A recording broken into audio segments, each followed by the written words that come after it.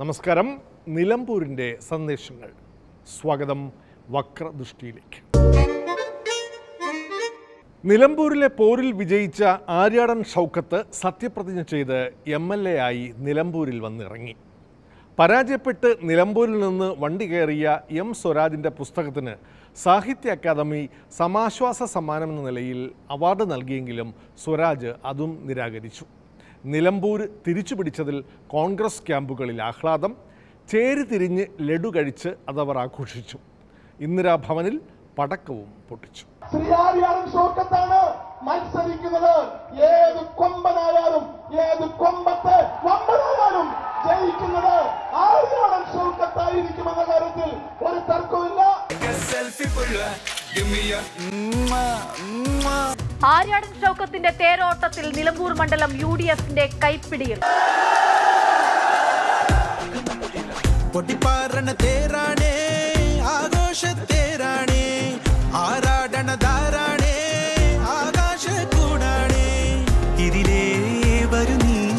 മധുചന്ദ്രികയേ ഇവരിൽ മധുരം മതിയേ. കഴിഞ്ഞ 2 ടേമായിട്ട് നഷ്ടപ്പെട്ട നിലമ്പൂർ അത് തിരിച്ചു പിടിക്കുക എന്നത് നിലമ്പൂരിലെ മാത്രമല്ല മലപ്പുറത്തെ മുഴുവൻ UDFന്റെ പ്രവർത്തകരുടെയും ഒരു വലിയ അഭിലാഷമായിരുന്നു. ഞങ്ങൾ പറഞ്ഞല്ലോ, എല്ലാ പഞ്ചായത്തിലും ഞങ്ങൾ ലീഡ് ചെയ്യുന്നതാണ് പറഞ്ഞത്. വഴിക്കടവിൽ ഞങ്ങൾ പ്രതീക്ഷിച്ച ലീഡാണ്, മൂത്തേടത്ത് ഞങ്ങൾ പ്രതീക്ഷിച്ച ലീഡാണ്, എടക്കരയിൽ ഞങ്ങൾ പ്രതീക്ഷിച്ച ലീഡാണ്. ഞങ്ങളുടെ കണക്കൂട്ടലുകൾ തെറ്റിയിട്ടില്ല.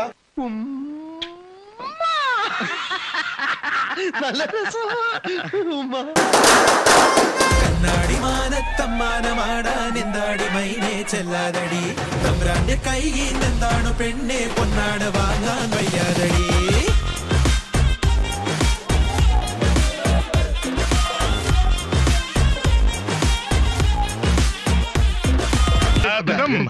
കഴിക്കൂ, ജിലേബി ലഡു കഴിക്കൂ.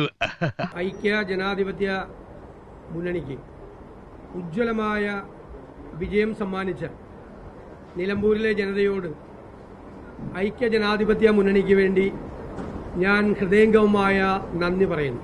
ഇനിയും പിണറായി വിജയൻ രാജിവെച്ചൊഴിയുകയാണ് വേണ്ടത്. കഴിഞ്ഞ ഉപതെരഞ്ഞെടുപ്പുകളൊക്കെ ഞങ്ങളുടെ സീറ്റ് ഞങ്ങൾ നിലനിർത്തുമായിരുന്നുവെങ്കിൽ നിലമ്പൂരിലെ സീറ്റ് ഞങ്ങൾ തിരിച്ചു പിടിക്കുകയാണ് ചെയ്തത്.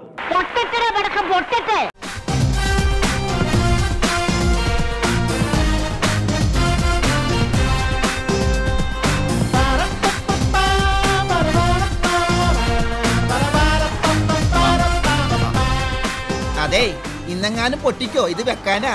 അത് വെക്കുന്ന മൂക്കിലല്ല, ചെവിയിലാണ്. അതെനിക്കറിയാം. പിന്നെ നീ അത് കോപ്പി. എന്റെ കോൺസെൻട്രേഷൻ പോണു, ഒച്ച വെക്കല്ലേ. അല്ല, വെടി മാറി എന്റെ നെഞ്ചത്ത് കൊണ്ടാ ഒച്ച വെക്കാമോ? LDFന്റെ തുടർഭരണ ലക്ഷ്യം ഇതോടെ ചീറ്റിപ്പോകും എന്നാണ് കോൺഗ്രസിന്റെ സ്വപ്നം. ഭരണമാറ്റം പടിവാതിലിൽ എത്തിയെന്ന വായ്ത്താരിയും ഒപ്പമുണ്ട്. ഇതൊരു ഉജ്ജ്വലമായ വിജയമാണ്. ഇത് തുടരും എന്ന മുദ്രാവാക്യം ഇവിടെ അവസാനിപ്പിക്കണമെന്നുള്ള ജനങ്ങളൊരു താക്കീതാണ് ഈ തെരഞ്ഞെടുപ്പ്. കാര്യം 3-ാം ഊഴം നിങ്ങൾക്കില്ല. തുടരുമെന്ന മുദ്രാവാക്യത്തിന് ഇനി പ്രസക്തിയില്ല. അതുകൊണ്ട് ആ മുദ്രാവാക്യം ഇനി ഉയർത്തിയിട്ട് യാതൊരു കാര്യവുമില്ലെന്ന് ജനങ്ങളൊരു താക്കീത് കൊടുത്തിരിക്കുകയാണ് ഈ ജനവിധിയിലൂടെ. ഈ തെരഞ്ഞെടുപ്പ് ഒരു വലിയ സന്ദേശം നൽകിയിരിക്കുകയാണ്. ഇനി അങ്ങോട്ട് കേരളത്തിൽ പിണറായി സർക്കാർ തുടരുന്നത് സാങ്കേതികമായി മാത്രമായിരിക്കും. കേരളത്തിലെ ജനങ്ങളെ സംബന്ധിച്ചിടത്തോളം കേരളത്തിൽ ഭരണമാറ്റം സംഭവിച്ചു കഴിഞ്ഞിരിക്കുന്നു. ജയിച്ചു എന്നങ്ങ് ഉറപ്പിക്കാൻ പറ്റാ. ഇനിയും മത്സരം മലവെള്ളം പോലെ കിടപ്പുണ്ട്. ഉണ്ട്, പക്ഷെ മലയാളത്തിൽ ഒലിച്ചു പോകരുത്. സ്വരാജ് നിയമസഭയിലെത്താൻ കാത്തിരുന്ന പിണറായിക്കും CPMനും ഫലം തിരിച്ചടിയായി.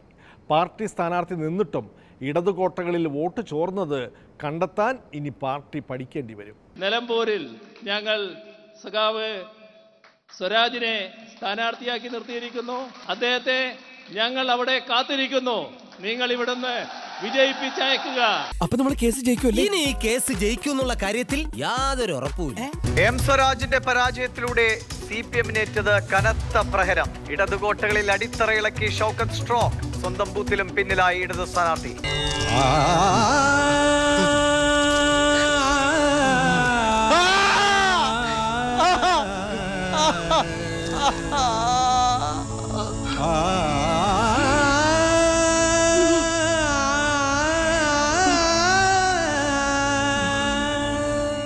ഇവിടെ മണ്ഡലത്തിൽ പൊതുവിൽ ഞങ്ങൾക്ക് തിരിച്ചടിയാണ് ഉണ്ടായിട്ടുള്ളത്, ഞങ്ങൾക്ക് പരാജയമാണ് ഉണ്ടായിട്ടുള്ളത്. അത് എല്ലായിടത്തും ഞങ്ങളുടെ പ്രതീക്ഷയ്ക്കനുസരിച്ച് ഞങ്ങൾക്ക് മുൻപോട്ട് വരാൻ കഴിഞ്ഞില്ല എന്നതൊരു യാഥാർത്ഥ്യമാണ്. ഇനി എണ്ണിയവർക്കെങ്ങാനും തെറ്റുപറ്റിയതാണോ? എണ്ണിയവർക്ക് തെറ്റുപറ്റിയാലും ജനങ്ങൾക്ക് തെറ്റുപറ്റില്ല. ജനസംസാരം അങ്ങനെയാ. അപ്പോൾ വിജയിയായ ശ്രീ ആര്യാടൻ ഷൗക്കത്തിന് എല്ലാ അഭിനന്ദനങ്ങളും അറിയിക്കുന്നു. ഇനി കുറഞ്ഞ കാലമാണെങ്കിലും അദ്ദേഹത്തിന് MLA എന്ന നിലയിൽ മികച്ച നിലയിൽ പ്രവർത്തിക്കാനാവട്ടെ എന്ന് ആശംസിക്കുന്നു. തിണവിളയണ പാടം മീതെ ചിറകേറി കുറുകി വരുന്നേ ഒരു നാടൻ മാടപ്രാവോ ഇവളീ പെണ്ണ്. പറനിറയെ അരിനിറയേണ്ടേ അരികെ ഒരു ചിരിവിരിയേണ്ടേ കളിയാടാൻ കൂടെ പോരും കിളി പെണ്ണ്. കൊള്ളാം, എവനാള് കൊള്ളാം മുതലാളി.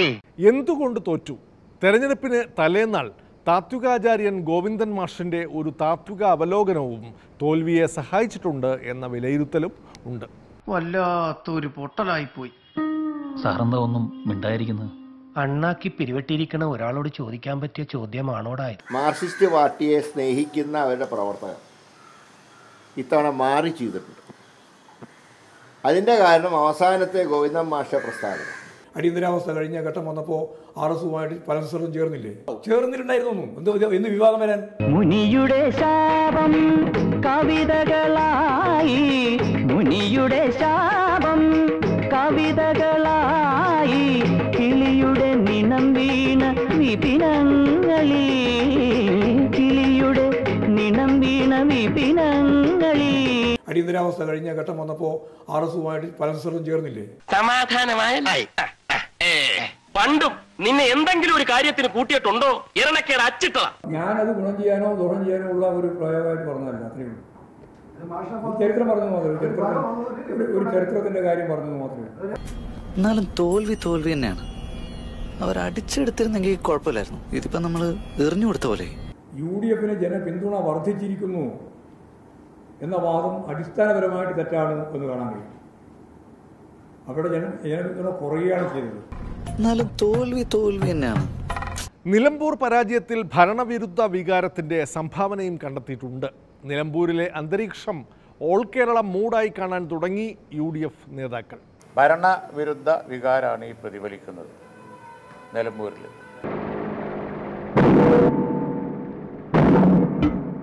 അടുത്ത നിയമസഭാ തെരഞ്ഞെടുപ്പിൽ UDF നല്ല വിജയം നേടും എന്നുള്ളതിൻ്റെ സൂചനയാണ് നിലമ്പൂർ തെരഞ്ഞെടുപ്പ്.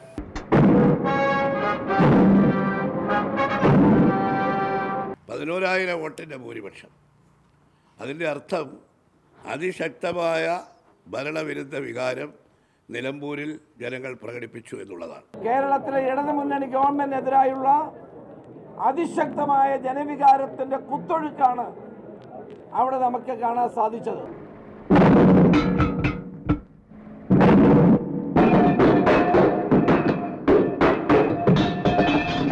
ഈ ഇലക്ഷൻ ഞാൻ പറഞ്ഞ ഇന്ധനമാണ്, മുന്നോട്ടുള്ള കുതിപ്പിന് ഇന്ധനമാണ്.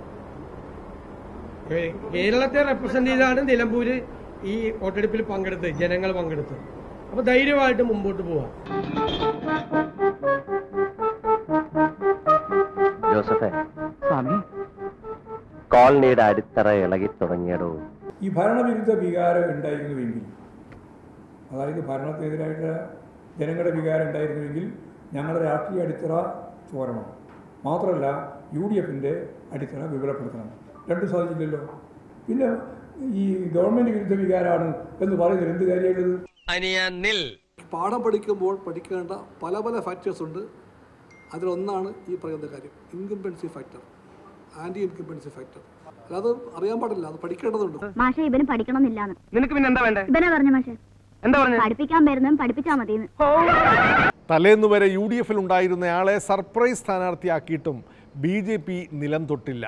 പക്ഷേ ദോഷം പറയരുതല്ലോ, കഴിഞ്ഞ തവണത്തേക്കാൾ കൈവിരലിൽ എണ്ണാവുന്ന ലേശം വോട്ട് കൂടിയിട്ടുണ്ട്. നിലമ്പൂരിൽ വോട്ട് കൂടിയ ഒരേ ഒരു പാർട്ടി BJP ആയി മാറിയിരിക്കുകയാണ്. ഇമ്മിണി വലിയ വിജയം. എല്ലാവരെയും നമുക്കൊന്ന് അമ്പരപ്പിക്കണം. സർപ്രൈസ് സ്ഥാനാർത്ഥിയെ പരീക്ഷിച്ചിട്ടും നിലം തൊടാതെ BJP. മോഹൻ ജോർജ് നേടിയത് 8648 വോട്ടുകൾ മാത്രം. സന്തോഷം. LDF രാഷ്ട്രീയത്തെ ജനം തിരസ്കരിച്ചതിൽ ഞങ്ങൾക്ക് സന്തോഷമുണ്ട്. വളരെ സന്തോഷം. UDF രാഷ്ട്രീയത്തിനെയും ജനങ്ങൾ തിരസ്കരിച്ച് ഞങ്ങൾക്ക് സന്തോഷം. വളരെ വളരെ സന്തോഷം. ഞങ്ങളുടെ സന്തോഷം ഞങ്ങൾ മുമ്പോട്ട് വെക്കുന്ന രാഷ്ട്രീയത്തിന് കുറവെങ്കിൽ കുറവ് അതിൽ സ്വീകാര്യതയുണ്ട്. അതാണ് ഞങ്ങളുടെ സന്തോഷം. നിങ്ങളെന്ത് പ്രാന്തായി പറയുന്നത്? എനിക്കൊന്നും മനസ്സിലാവുന്നില്ല. മനസ്സിലായില്ല?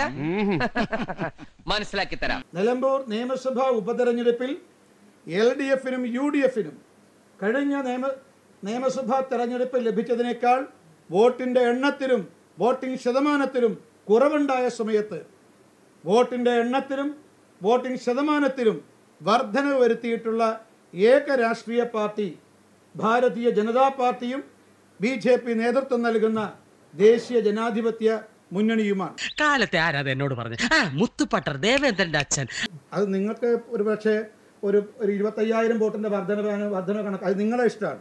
ഈ പ്രാവശ്യം ശരിയാണ്, നിങ്ങൾ പറഞ്ഞ ചെറിയ വോട്ടാണെങ്കിലും ഞങ്ങൾക്കത് കൂട്ടാൻ സാധിച്ചു. കഴിഞ്ഞ തെരഞ്ഞെടുപ്പിൽ എനിക്ക് ആകെ കിട്ടിയ വോട്ട് 34 ഇല്ലേ സൗദാമിനി? 33. ഒന്ന് ഞാൻ കൂട്ടി പറഞ്ഞതാ, എനിക്കില്ല ചില മോഹങ്ങള്. നിലമ്പൂരിലെ വിജയത്തിന് പിന്നാലെ UDF-ൽ ക്രെഡിറ്റ് തർക്കവും ആരംഭിച്ചിട്ടുണ്ട്. പ്രതിപക്ഷ നേതാവ് VD സതീശൻ്റെ ഇലക്ഷൻ മാനേജ്മെൻറ്റിൻ്റെ വിജയം എന്നാണ് സതീശൻ ക്യാമ്പിൻ്റെ അവകാശവാദം. കൂട്ടായ പ്രവർത്തനമെന്ന് രമേശ് ചെന്നിത്തലയും. തോറ്റിരുന്നെങ്കിൽ അതിൻ്റെ ക്രെഡിറ്റ് ആരുടെ തലയിൽ വരുമെന്ന് നന്നായി അറിയാവുന്നത് VD സതീശന് തന്നെ. ഷൗക്കത്തിന്റെ മിന്നും ജയത്തിൽ ചർച്ചയായി സതീശന്റെ ഇലക്ഷൻ മാനേജ്മെന്റ്.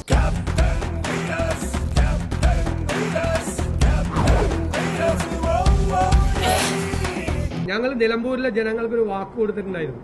നിങ്ങൾ ഉജ്ജ്വലമായ വിജയം ആര്യാടൻ ഷൗക്കത്തിന് നൽകിയാൽ ഞങ്ങൾ തിരിച്ചുള്ള വാക്ക് 100-ലധികം സീറ്റുമായി കൊടുങ്കാറ്റ് പോലെ കേരളത്തിൽ UDF അധികാരത്തിൽ വരുമെന്ന്.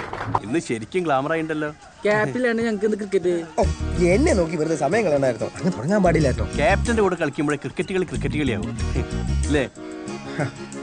പ്രതിപക്ഷ നേതാവാണ് ഇലക്ഷന് നേതൃത്വം നൽകുന്നത്. അദ്ദേഹം നല്ല രീതിയിൽ ഇലക്ഷന് നേതൃത്വം നൽകിയാൽ നമ്മൾ അംഗീകരിക്കണം. അത് അക്കാര്യത്തിൽ പ്രതിപക്ഷ നേതാവ് എന്നുള്ള നിലയിലും പാർട്ടി നേതാവ് എന്നുള്ള നിലയിലും ഒരു തെരഞ്ഞെടുപ്പ് പ്രവർത്തനം ചിട്ടപ്പെടുത്തി അതനുസരിച്ച് മുന്നോട്ട് പോയി. അതൊരു പ്ലസ് പോയിന്റ് തന്നെയാണ്. അപ്പൊ പിന്നെ അടുത്ത മുഖ്യമന്ത്രി എന്താ ഇത്ര സംശയം? താൻ തന്നെ. ഇല്ല, ഞാൻ അനുവദിക്കില്ല. ഈ മുകുന്ദനൊന്നും അനുവദിക്കില്ല. UDF-ന്റെ മുഴുവൻ പ്രവർത്തകന്മാർക്ക് ഞാനൊരു ബിഗ് സല്യൂട്ട് നൽകുകയാണ്. നേതാക്കളും പ്രവർത്തകരും എല്ലാവരും ഒരു മനസ്സോടെ പ്രവർത്തിച്ചതിന്റെ വിജയമാണ് നിലമ്പൂരിൽ ഉണ്ടായിരിക്കുന്നത്. സ്ഥാനമോഹമില്ല, സ്വാർത്ഥതയില്ല, നാട്ടുകാരുടെ നന്മ, അതേ ഉള്ളൂ രമേശൻ നായരുടെ ഉന്നം. അല്ല, അതന്നെ ഞാൻ പറഞ്ഞല്ലോ. ഇപ്പൊ ജയിച്ചല്ലോ, മറ്റേനെ കുറിച്ച് ആലോചിക്കണ്ടല്ലോ. അല്ല, ഞാൻ ഇന്ന് പലരും കാത്തിരുന്ന എന്തിനാണെന്ന് എനിക്കറിയാം.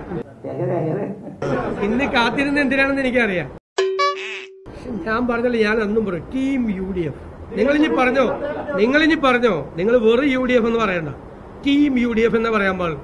ചെറിയ രാമൻ നായരെ, തമ്പ്രാൻ വികൃതി കാണിച്ചോ ഇല്ലയോ, തമ്പ്രാനെ വിടണോ വേണ്ടായോ എന്നൊക്കെ തീരുമാനിക്കുകയും ഞാനാ, താനല്ല. നിങ്ങൾ ഒന്നാം പാപ്പാനായിരുന്നതേ ആനപ്പണി ഉണ്ടായിരുന്ന കാലത്താണ്. ഈ പണിയിൽ ഒന്നും രണ്ടുമില്ല.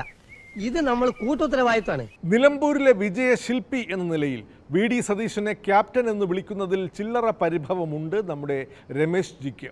അത് ക്യാപ്റ്റൻ വിളി കൊണ്ടൊന്നുമല്ല. തൻ്റെ കാലത്തും ഉപതെരഞ്ഞെടുപ്പുകൾ വിജയിച്ചിട്ടുണ്ട്. അന്ന് ക്യാപ്റ്റൻ പോയിട്ട് ഒരു പടയാളി എന്ന് പോലും ആരും വിളിച്ചില്ല. എങ്ങനെ സഹിക്കും ഈ ഇരട്ടത്താപ്പ്? തങ്ങൾക്കുമില്ലേ മോഹങ്ങൾ? ക്രെഡിറ്റിനെ കുറിച്ച് ഒരു തർക്കവുമില്ല. ഇന്നത്തെ യോഗം ഇത് ടീം വർക്കിന് കിട്ടിയ ഒരു അംഗീകാരമാണ്, പ്രവർത്തകർക്ക് കിട്ടിയ അംഗീകാരമാണ്. അതിനെയാണ് ഞങ്ങൾ നന്ദിയോടെ ഇന്നത്തെ യോഗത്തിൽ റെക്കോർഡ് ചെയ്തത്. റോയ് ചാൻ അറിയോ ഇയാൾ ആരാണെന്ന്? ഇല്ല, അറിയില്ല, അറിയിക്കില്ല.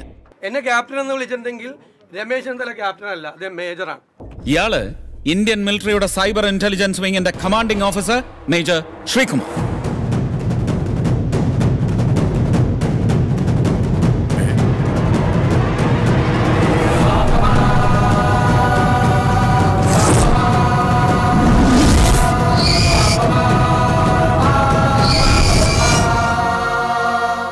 എന്നെ ക്യാപ്റ്റൻ എന്ന് വിളിച്ചിട്ടുണ്ടെങ്കിൽ രമേശ് ചെന്നിത്തല ക്യാപ്റ്റൻ അല്ല, അദ്ദേഹം മേജറാണ്.